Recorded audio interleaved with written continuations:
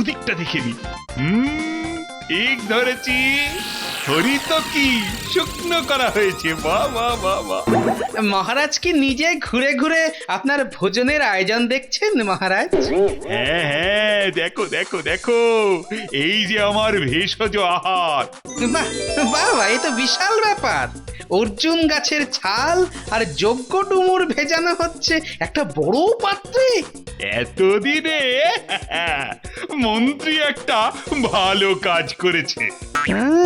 সে যে কি করেছে তা তো আর বুঝতে বাকি নেই। এসব খেলে মহারাজ আর খাড়া থাকতে পারবেন না। এইভাবে থালা সাজিয়ে তো নিয়ে যাচ্ছি, তবু মহারাজ মুখে তুললে হয়। কে জানে আজ কপালে কি আছে।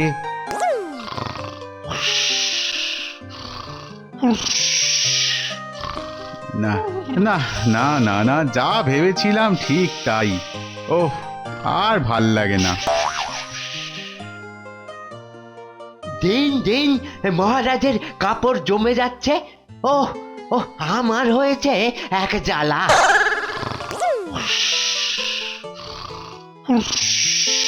মহারাজ, ও মহারাজ, মহারাজ, দূর এক সপ্তাহ ধরে এই রকম চলছে।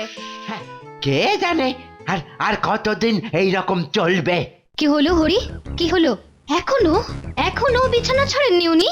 না না রানীমা, না, উপায় না দেখে ডাকা ডাকিও তো কম করলাম না।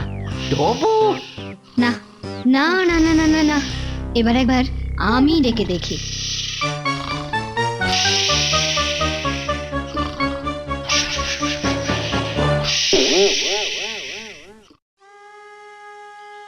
এই যে দাশু, তোর নাকি 6 মাসের খাজনা বাকি পড়ে আছে। হ্যাঁ, না মন্ত্রী মশাই, মহারাজ তো আমার খাজনা মুকুব করে দিয়েছেন। না না না না, ও সব কথায় তো চিড়ে ভিজবে না বাবা। মহারাজকে নরম সরম পেয়ে খুব কায়দা করেছিস, কিন্তু আমার কাছে তো ও সব চলবে না বাপু। এখন আমি যা বলবো তাই করতে হবে। যা, যেখান থেকে পারিস এক্ষুনি খাজনার টাকা জোগাড় করে নিয়ে আয়। যা বাবা, এসব কি হচ্ছে? বেচারা দাশুর কি দোষ? মহারাজ কদিন ধরে রাজসভায় আসছে না বলে মন্ত্রী মশাই যা নয় তাই শুরু করেছে। মন্ত্রী তো ওই বেমক্কা বকাঝকা করে ওই নিরীহ লোকের থেকে জরিমানা আদায় করছে। না না, এই সময় যদি গোপাল থাকতো তাহলে মন্ত্রীকে টাইট দিতে পারতো। কি বিজ্ঞানী, জ্যোতিষী, তারপর ওই রাজবৈদ্যকে ডেকে কি সব ফুসফাস হচ্ছে? হ্যাঁ, না না, ও কিছু না। মহারাজ নেই, তার উপর আবার গোপালও নেই, তাই কেমন যেন ফাঁকা ফাঁকা লাগছে। কেন কেন ফাঁকা ফাঁকা লাগবে কেন? আমি তো আছি নাকি? এখন শুধু বসে দেখো আমি কি পারি আর কি না পারি। এভাবে চলতে দিলে সব একেবারে ওলট পালট হয়ে যাবে। না না না না, আজই আমি গিয়ে গোপালের খবর নেব। কিরে গুলটে, তুই ঠিক জানিস তো আজকেই গোপাল দাদু আসবে তো? হ্যাঁ হ্যাঁ, আরে এসব ব্যাপারে আমার কোনো ভুল হয় না।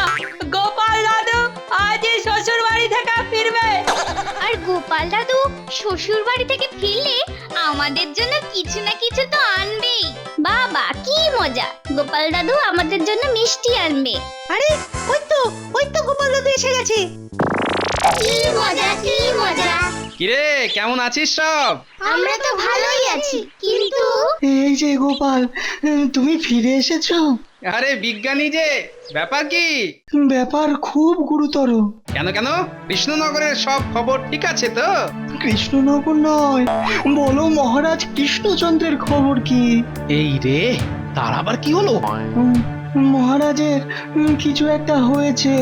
ভোর রাতে উঠে কি করে আর কোথায় যে যায় কে জানে। তারপর সারাদিন পড়ে পড়ে ঘুমোয়। ওটে, তা না হয় হলো, কিন্তু তোরা কি যেন একটা বলতে যাচ্ছিলি?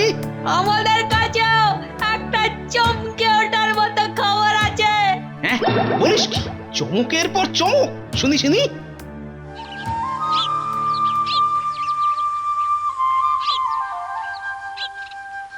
টাকা পয়সা নয়, আমাদের সব থেকে বড় সম্পদ হলো শরীর শরীর, আর এই শরীরকে সুস্থ রাখতে দরকার প্রাণায়াম। বলো বাবা লক্ষণ দেবের জয়। জয় জয় জয় বাবা লক্ষণ দেবের জয়। নাও শুরু করো। প্রথমেই হাঁপাহাঁপি, পেটটাকে ভিতর থেকে ঢোকাও আর বার করো, ঢোকাও আর বার করো। শ্বাস প্রশ্বাস স্বাভাবিক থাকবে। বেশ বেশ, এবার নিলাম ছাড়লাম ব্যায়ামটা করতে হবে। ও বাবা, এতেই দম শেষ। এরপর এরপর আবার নিলাম, ছাড়লাম। নাও নাও, জোরে জোরে শ্বাস নাও আর ছাড়ো, শ্বাস নাও আর ছাড়ো। বাবা বাবা, আমার আমার হচ্ছে তো? হ্যাঁ হ্যাঁ হ্যাঁ, হচ্ছে হচ্ছে, এই তো হচ্ছে হচ্ছে। তবে আরো অভ্যাস চাই, কঠিন অভ্যাস। সকালে 5 ঘন্টা আর বিকালে 5 ঘন্টা নাওয়া খাওয়া একদম ভুলে যেতে হবে। মানে ঘন্টার পর ঘন্টা? ও বাবা, এই যে রাম বলরাম, তোমরা এবার ভক্তদের কাছে কাছে পৌঁছে যাও, আমি এবার উঠবো। এই যে ভক্তদের মধ্যে কারা কে কি ভেটে নিচ্ছ বলো দেখি। সবাই একে একে গুরুদেবের পায়ের কাছে সব জমা করে দিন। ক্লান্ত হয়ে গেলেও দিনে 10 ঘন্টা প্রাণায়াম করতে হবে। না করলে চেহারায় জ্যোতি আসবে না, মনে শান্তি আসবে না, আর খাওয়া দাওয়া করতে হবে সম্পূর্ণ ভেষজ। মনে থাকে যেন। আপনি আপনি যেমন বলবেন বাবা। হ্যাঁ হ্যাঁ, বলো বলো বাবা লক্ষণ দেবের জয়। এবার এবার বাবা সাধনায় বসবে। সবাই তাহলে এবার এসো তো, এসো। বাবা, বাহ, চমৎকার। আসর তো বেশ জমে গেছে দেখছি। কিন্তু এই মহাপুরুষ এলেন কোথা থেকে? কেই বাবা লক্ষণদেব? প্রশ্নগুলোর উত্তর যতক্ষণ না পাচ্ছি ততক্ষণ একটা খচখচা নিজে রই যাচ্ছে।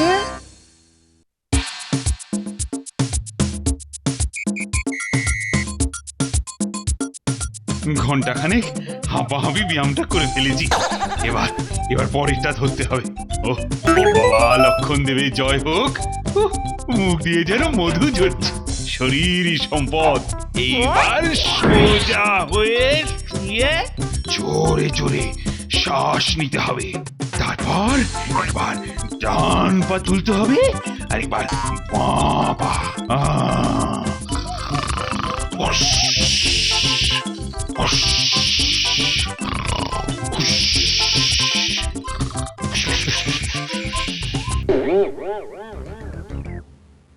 এই যে সবাই তো এসে পড়েছে দেখছি। হ্যাঁ হ্যাঁ হ্যাঁ, মহারাজের বদলে আপনার রাজ্য চালানোয় আমরা সবাই খুব খুশি। যেমন ঢোল তার তেমনই ঢুলি। বেশ বেশ, তাহলে ঘোষণাটা করে দিয়ে পারে। কে জানে কি ফতোয়া দেবে এবার। সবার মাইনে থেকে 500 টাকা করে কেটে নেওয়া হবে এবার। ওরে বাবা, সর্বনাশ, আমার হবে এবার কম কাবার। যেন মামা বাড়ির আবদার। কিন্তু এসব টাকা যাবে কোথায়? সব টাকা বাবা লক্ষণ দেবের যোগ কেন্দ্রের উন্নতিতে দান করা হবে। এ ব্যাপারে আমি নিজে মহারাজের সঙ্গে কথা বলবো, আর আমি সবার থেকে বেশি 1000 টাকা দেবো। আরে আরে, ব্যাপারটা কি? এ ব্যাপারে মন্ত্রীর এত উৎসাহ কেন? না না না, এবার যে মাথাটা খাটাতেই হচ্ছে দেখছি।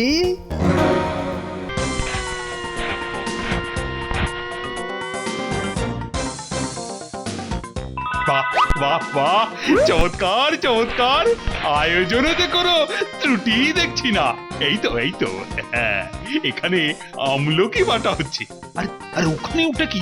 হ্যাঁ, ওই তো বেলের মুরব্বা বানানো হয়ে গেছে।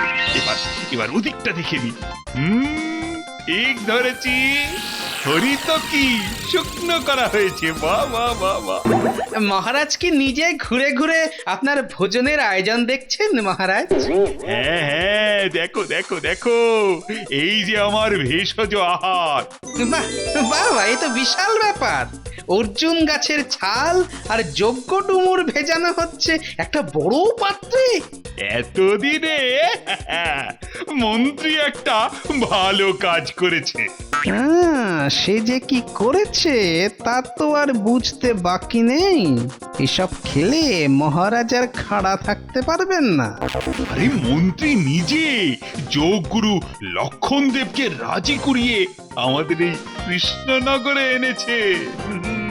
আর গুরুদেব বলছেন কি জানো, যোগ বলে নাকি রোগ নাশ হয়। বাস হয়? হ্যাঁ, কিছু বললে? না না না, কিছু তো কিছু না মহারাজ। আরে আরে, গুরুদেব তো আমার জ্ঞান চক্ষু খুলে দিয়েছেন। আমার চক্ষু আস্তে আস্তে খুলছে মনে হচ্ছে। হ্যাঁ, এই যে মন্ত্রী মশাই, পেন নাম হই। ব্যাপার কি, গোপাল যেন একেবারে গলে পড়ছে। আপনি তো সাক্ষাৎ ভগবানকে নামিয়ে এনেছেন মন্ত্রী মশাই, তা আমাকেও একবার ওই যোগগুরুর সঙ্গে পরিচয় করিয়ে দিন, যাতে তাতে তোমারও মঙ্গল আর আমারও মঙ্গল। তা তো বটেই, তা তো বটেই। কিন্তু এর জন্য আমার যাবার তো কোনো দরকার নেই। আবার চোখে সবাই সমান। তবুও যদি এখনই একবার একটু। এখন এই সময় অসম্ভব। উনি তো সব সময় দেখা দেন না, কেবল ভোর রাতে উনি সামনে আসেন। তাছাড়া আমাকে একটু পরে একবার মহারাজের কাছে যেতে হবে। ওনাকে যোগে বসিয়ে তবেই আমার ছুটি। দাঁড়াও দাঁড়াও, ছুটি করাচ্ছি বাপ আমার। তোমারও তো মনে হয় ভোর রাত থেকেই কারবার শুরু হচ্ছে।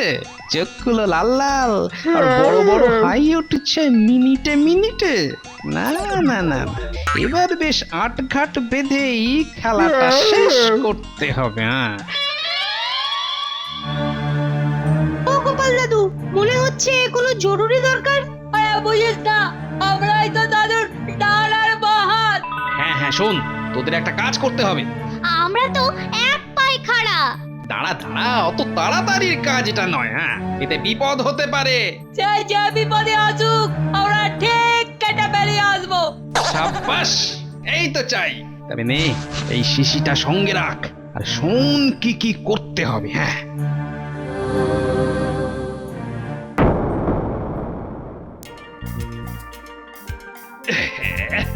আজ মনে হচ্ছে এই বসতে বসতে একটু দেরি হয়ে গেল। না না, এই তো গোধূলি বেলা। গুরুদেব তো এ সময়ই যোগ করতে বলেন। ও, তাই বলেন বুঝি? ও, এটাই ভালো হলো, আপনাদের দুজনকেই একসঙ্গে পাওয়া গেছে। কেন কেন কেন, কোনো কোনো বিপদ হয়েছে নাকি? এই বিপদ বলে বিপদ, একেবারে মহা বিপদ। এক্ষুনি একবার যোগগুরুর কাছে যেতে হবে। এখনই? কিন্তু এখন তো। আর এখন তখন নয় মন্ত্রী মশাই, যোগগুরুর কথা জানাজানি হতে স্বয়ং নবাব নাকি কৃষ্ণনগরে আসছেন তার সঙ্গে দেখা করতে। বাবা লক্ষণ দেবের ওখানে যে কি হচ্ছে কে জানে।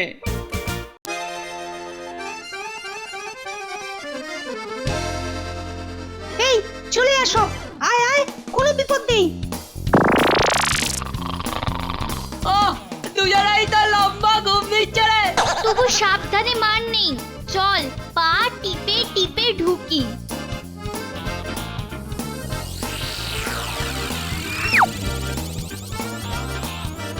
ঘর তো পুরো ফাঁকা রে। এটা তো গোপাল দাদু আগেই বলেছিল, তবু ঘরের চারদিকটা একবার চোখ বুলিয়ে নে। আরে ওটা কি রে? একটা পুকি মনে হচ্ছে না? হ্যাঁ হ্যাঁ, ওটা খুললেই তো মনে হচ্ছে কাজ হয়ে যাবে। চল চল, তাড়াতাড়ি হাত লাগাই, শিশিটা বার কর। হ্যাঁ, খবরটা তাহলে নবাবের কানেও পৌঁছেছে। ওরে বাবা, ওরে বাবা, এ তো সুসংবাদ, সুসংবাদ। মহারাজের পর যদি নবাবকেও বাগে আনতে পারি, তাহলে তো আর কথাই নেই। হ্যাঁ, কি হলো মন্ত্রী? আরে আরে কিছু একটা উপায় বার করো। হ্যাঁ হ্যাঁ হ্যাঁ, দেখি দেখি যা করার তো এবার আমাকেই করতে হবে। যাই তড়িঘড়ি গিয়ে বাবাজিকে যোগ সাধনা থেকে ডেকে তুলতে হবে। ওহ, আমার হয়েছে যত জ্বালা। জ্বালার এখন হয়েছে কি চা? হাত কেটে কি করে বেরোয় তোমার লক্ষণ বাবা, সেটাই এবার দেখবো।